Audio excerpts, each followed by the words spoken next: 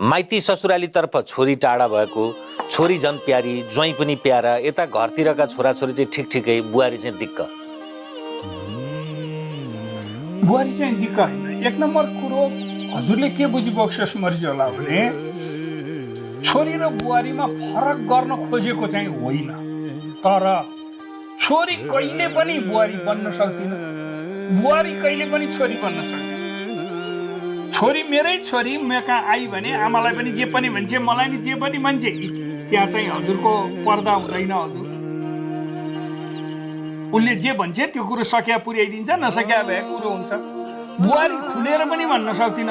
यहाँ समर्पण नहुँदा बुहारीले दुःख पाउँछन्। हजुर छोरीहरूले अनावश्यक रूपमा आमालाई सोधेर घरमा गएर गर्ने काममा माइतीले अझ अहिले मोबाइल आएपछि धेरैको घर बिग्रियो।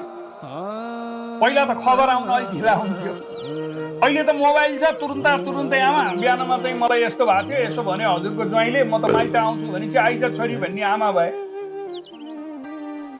कुरो यसरी बुझिबक्सोस्। त्यो बुहारीलाई नराम्रो बनाउन खोजेको चाहिँ होइन, तर बुहारीले कहिले पनि मेरा बाबुआमा हुन् भन्ने सोच्नै सक्दैन। सोच्न सकिएको खण्डमा त त्यो घर स्वर्ग भइगयो।